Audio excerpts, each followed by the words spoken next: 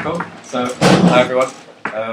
Presentation for today is the art of children's book illustration. So this is something that I looked into a lot in my last year of university. Third year is your dissertation year. You're allowed to be very experimental. You choose what type of illustration you want to do for your final major.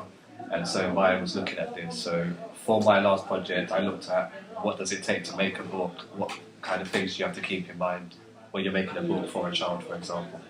So this presentation kind of reflects that. Okay. So I pulled a quote from Da Vinci, which is, "And you wish to represent by words the form of man and all the aspects of his membrification, relinquish that idea. For the more minutely you describe, the more you will confine the mind of the reader, and the more you will keep him from the knowledge of the thing described. And so it is necessary to draw and to describe."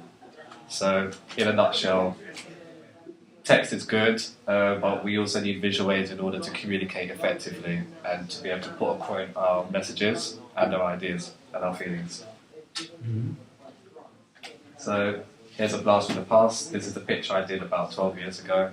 Nice. This is when I. You drew that? Yeah. Oh my god. I know. It's amazing. Wow. So I did all of this in pencil, and then years and years and years later, I still had the original. I thought I lost it. I found it in my wardrobe one day. Oh. I took it with me from London all the way up to my uni in Hereford, and then I started fiddling around in Photoshop with it, and I managed to change the gradient scale on it so I could really bring out the black and white in it. Nice. I still have the original somewhere. I think it's back in London.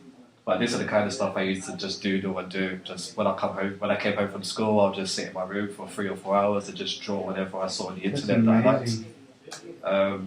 I did a little bit of anatomy as well. I really wish I had that with me here in Spain. For college, I looked at anatomy, the bone structures, and that was quite interesting as well. So I've got some diagrams of the body and the different muscles in the hand and stuff like that. Who you've drawn? Yeah. That's amazing. I want to learn how to draw. I actually learned from my dad. He's like the only creative person I think in the family. He doesn't do art for a profession, but he's just very skilled at it. So just from being young, I just used to watch him, and he just used to voluntarily show me what to do. And then I decided as I got older, I really liked and was interested in what he'd shown me. And then people used to give me positive feedback and say, "Oh, you're really good. Can you draw this and can you draw that?" So it used to be a challenge all the time. I used to try and draw different things.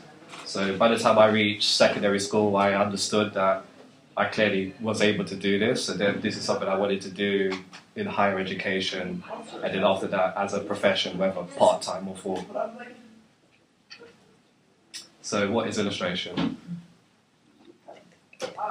So, in my own words, illustration is a process of creating images through a variety of traditional and modern methods, from pencil sketching and painting to collages, use of materials and digital design such as Adobe Suite. The purpose of illustration is to fulfill a certain brief and convey a message either independently as a visual source or in unison with text. Okay. So what different types of children's books are there? So the first one to look at is picture books. Picture books concentrate more on the imagery than the actual text. The text within the book is mainly to aid the illustrative qualities of the narrative. For this reason, picture books are excellent literature for babies and for young kids. Okay. So not so much the words, it's more about using bright colours, using interesting shapes. Peppa the Pig. Yeah. We have rhythmic books. Rhythmic books usually rhyme and have a musical element to the flow of the text.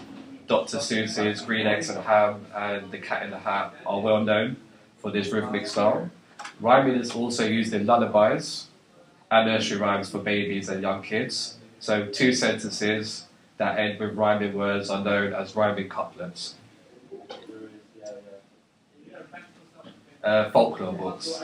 So folklore books tell tales of dated stories passed down throughout generations in many different cultures.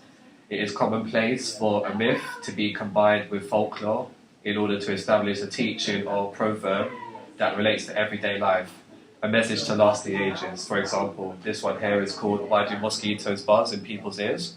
This is something I read when I was younger. So the proverb or the lesson at the end of the book is mosquitoes buzz in people's ears to learn if people are still angry at them for lying. So in a nutshell, the story is there's a mosquito. He tries to tell a story to a lizard. The lizard's not interested, so the lizard puts sticks in his ears, so then he can't hear. And then it's like a domino effect, and then all these animals in turn do something, and then at the end, an owl loses her baby, it falls out the nest, and it dies. And this is like a chain reaction from the very start of the story. And so at the end, this is the reason why mosquitoes buzz in people's ears. Okay. It's an African tale. Okay. There's one that we have as well in Jamaica, which is quite well known, called Anansi the Spider. It's quite popular. They've had a lot of shows in the UK. The book's been remade loads of times. It's a set of little tales about this person who is half man, half spider, and he's a bit of a con man.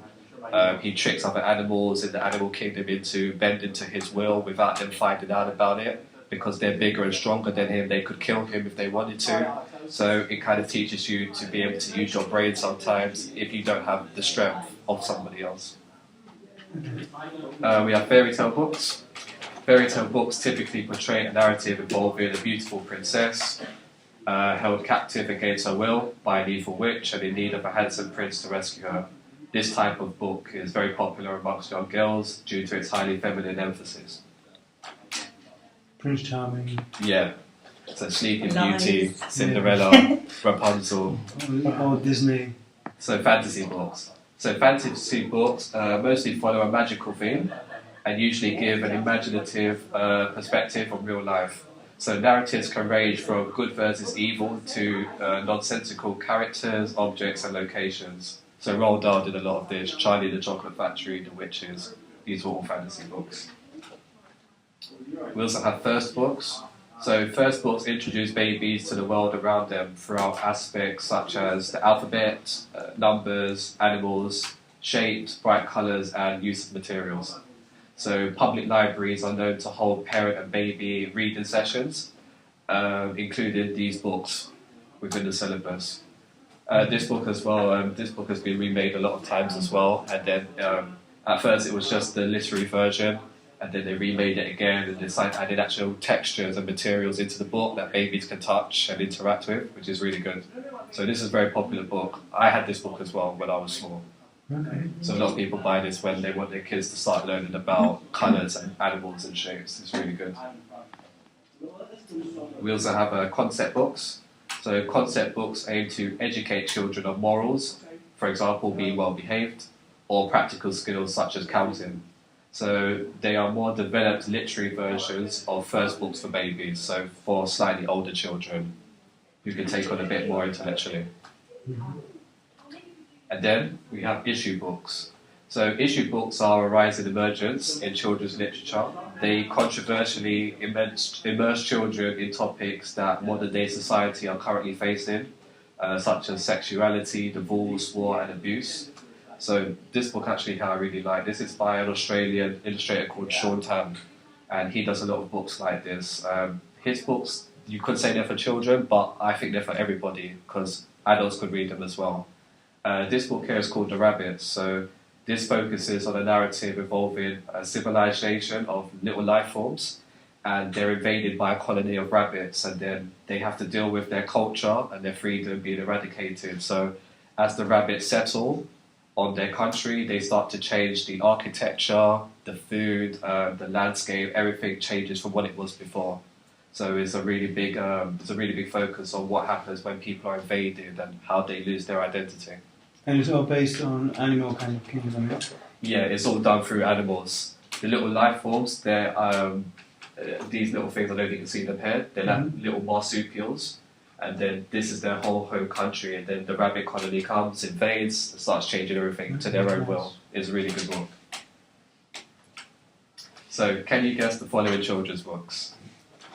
We need a book. Where the wild things are. Good? I have no idea. The Gruffalo. Yes, Tiger for tea. Yeah. Tiger Who Came to Tea. Famous? No. no idea, I don't know. I was going to say Famous Five because the dog, But, but there's a baby in their arms, so no. No. Okay, so this one is we're going on a bear hunt. Sound familiar now? No. Okay. This one came on TV on Christmas last year actually on BBC One, but it's very popular now. It's like in all the main booksellers, Foyles, W.H. Smith. Okay. This one? Where's Wally? Where's Waldo? This one? No idea. No? This one's Chicken Licking. Yeah. I'm out of date on Chicken Little. I was thinking the sky's falling in, Yeah. but I couldn't remember what that was The called. sky's falling in, yeah. How about this one? Oh. I've seen the picture. Family. No idea. This is an old one. This used to come on TV when I was smaller. This one's called Old Bear. Oh, And how about this one? This one's tricky. It's Beatrice Potter. But, Yeah, it is by Beatrice Potter. Thomas did. yeah, I recognize the illustration, but no idea. So the name is The Tale of Samuel Whiskers. Yeah. Again, this was one of my favourites growing up as well. Jeremy Frog. So the do's of children's books. So make your main character interesting or funny. The bad guy never wins. Normal everyday children can perform the impossible in a narrative. Main characters must undergo a transformation by the end of the narrative as well. That's also very important. Crude behaviour such as burping or talking with a mouthful of food is good humour for kids. Magic can be a viable response to another initiated action. Someone or something can be scary, just not too scary. Maintain good pace and momentum throughout the start, middle and end of a narrative, and use brief transitions as well when switching between time or new chapters in the narrative. So as for the don'ts, excessive use of adverbs, adjectives, and also long descriptive sentences. They're not really very good for child audiences. Not to patronise children with the chosen dialogue in a narrative as well. Use art that does not complement the text or is deemed to be inappropriate. Producing boring main and sub characters as well. They've got to always be interesting. Create an issue or scenario that the main character cannot solve on their own. This is also another big thing. Whatever the character set out to do, the character alone must be able to achieve that by the end of the story. So excessive use of text as well. So 500 words tends to be the guideline for any given children's book. A narrative that just simply isn't moving in any real direction, and a narrative that is too forceful in its message. So it has to be subtle. So to summarise, keywords from this presentation are illustration, narrative, rhyme, folklore, fairy tale, fantasy, concept, and issue. Awesome. It's, I Honestly, think drawing. I don't want to ask any questions because I just want to tell you that I'm amazed by what you're doing because I'm an artist as well. Yeah. I'm a dancer, and I can see in your eyes when you look at it, when you present this to us that is here, and I'm just like, wow. Well done. Okay.